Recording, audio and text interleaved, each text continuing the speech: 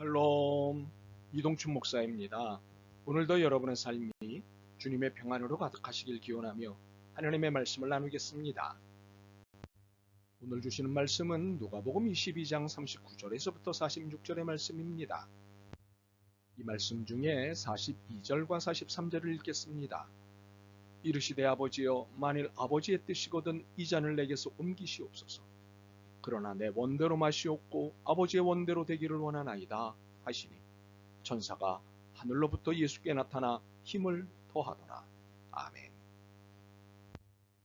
누가복음 22장 39절로부터 46절 말씀을 본문으로 그러나 하나님의 뜻대로 라는 제목으로 말씀을 나누도록 하겠습니다.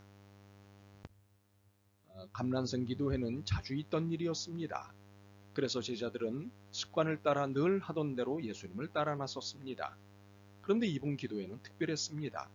예수님이 하나님 아버지와 단판에서 풀어야 할 일이 있으셨기 때문입니다. 말로는 다 표현하기 어려운 비장함이 있는 기도회였습니다. 하실 수만 있다면 이 잔을 옮겨달라는 간청과 그러나 아버지의 뜻대로 하시라는 순종 사이의 기도였으니 얼마나 몸부림치시는 비장한 기도였겠습니까? 이 기도가 얼마나 간절했는지는 45절이 설명하는 제자들의 모습에서 더욱 알 수 있습니다. 기도 후에 일어나 제자들에게 가서 슬픔으로 인하여 잠든 것을 보시고 제자들은 슬픔 가운데 잠이 들었습니다. 마치 아이가 놀라서 울다 지쳐 잠든 것과 같습니다. 무엇에 놀랐고 무엇에 슬펐겠습니까?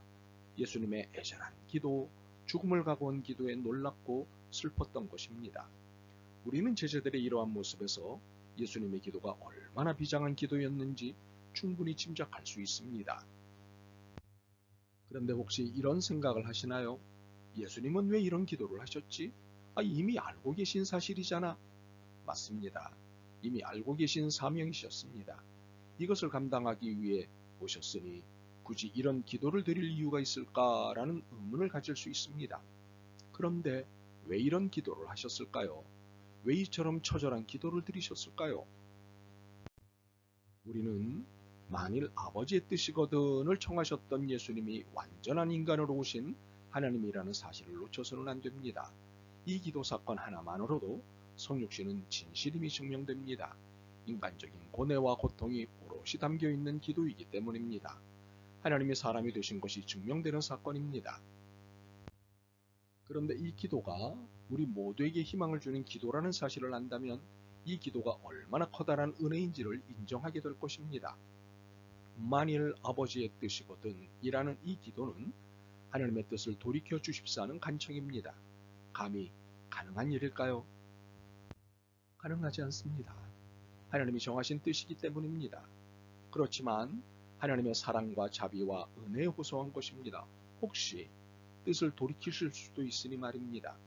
그렇다고 하나님의 큰 그림을 건드리겠다거나 건드릴 수 있다는 것이 아닙니다. 당연히 건드릴 수 없습니다. 그러나 합력하여 선을 이루시는 하나님의 역사를 기대하신 것입니다. 이것은 얼마든지 기도할 수 있는 일이기 때문입니다. 그런데 우리는 예수님의 이 기도가 만일 아버지의 뜻이거든 으로 끝나지 않았다는 것을 주목해야 합니다. 그러나 내 원대로 마시옵고 아버지의 원대로 되기를 원하나이다. 이것이 예수님의 기도입니다. 십자가를 진다는 것이 너무도 끔찍해서 피하고 싶지만 아버지의 뜻에 따르겠다는 것이 이 기도의 본심입니다. 물론 본심이 하나만은 아닙니다. 이 잔을 안 받도록 해주셨으면 하는 것도 본심이고 아버지의 뜻대로 하시라는 것도 본심입니다. 그러나 이 기도의 원본심은 아버지의 뜻입니다. 아들 좀 살려달라고 간청하는 것도 아버지의 뜻을 따르겠다는 것도 모두 진심입니다만 원본심은 아버지의 뜻을 따르겠다는 것입니다. 그러므로 어느 것도 잘못된 것은 없습니다. 그러므로 우리는 예수님의 이러한 태도에서 위로와 도전을 동시에 받습니다. 위로라 함은 예수님조차도 하나님의 뜻을 돌이켜 주십사 하고 하신 사실입니다. 하나님의 뜻을 따른다는 것이 결코 쉽지 않다는 것을 인정하신 것입니다. 많은 경우 하나님의 뜻을 따른다는 것은 정말 쉽지 않습니다. 왜 그럴까요? 우리에게는 욕망이 있기 때문입니다. 내가 하고 싶은 것들이 있습니다. 땅에 지체인 욕망을 죽여야 하나님 나라를 만날 수 있기 때문에 우리의 의지이자 뜻인 욕망을 죽이기 위해 애쓰는 것입니다. 그렇기에 신앙인이라면 비도덕적이고 비성경적인 욕망을 죽여야 합니다. 이 사실에 이의를 달아서는 안 됩니다. 그렇지만 성경의 지침에 위배되지 않는 결정이지만 하나님의 뜻을 따르는 것에 대해서는 예수님이 보이신 하실 수 있다면 이 잔을 옮겨 주옵소서라는 간청을 할 수 있습니다. 그러나 내 뜻이 하나님의 뜻을 앞서지 않는 것이 옳습니다. 비록 내 뜻이 도덕적으로 정당하고 성경적으로 문제가 없다 할지라도 하나님의 뜻을 앞서서는 안 됩니다. 혹시 하나님의 뜻이 부당해 보일지라도 하나님은 선하시기 때문입니다. 아브라함에게 100세에 얻은 아들 이삭을 번제로 바치라는 하나님의 뜻은 얼마나 부당해 보입니까? 그런데 아브라함은 이 부당한 하나님의 요구에 응했습니다. 하나님의 선하심을 믿었기 때문입니다. 그렇기에 내 원대로 마시옵고 아버지의 원대로 되기를 원하나이다는 예수님만이 하실 수 있거나 하시는 고백이 아닙니다. 우리 모두의 고백이어야 합니다.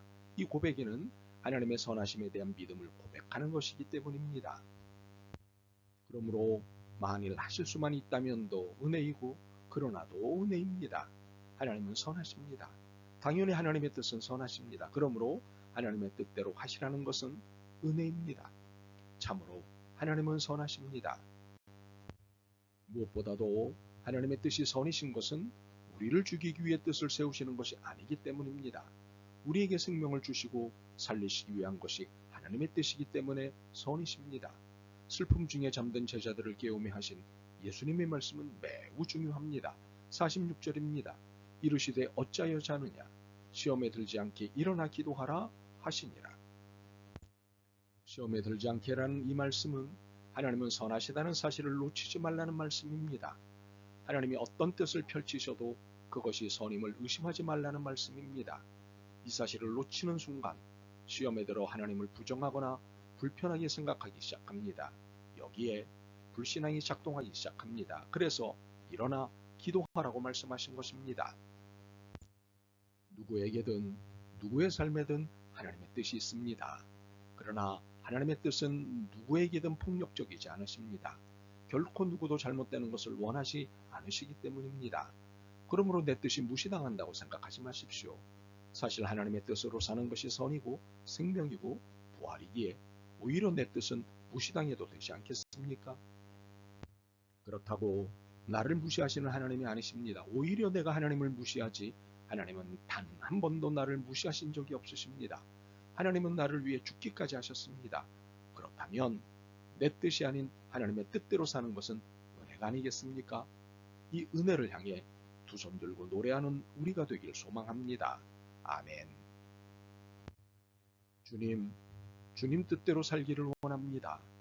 주님의 자비하심을 잊지 않기를 원합니다. 도와주옵소서. 예수 그리스도의 이름으로 기도드립니다. 아멘. 오늘도 여러분의 믿음과 삶을 응원합니다. 사랑합니다.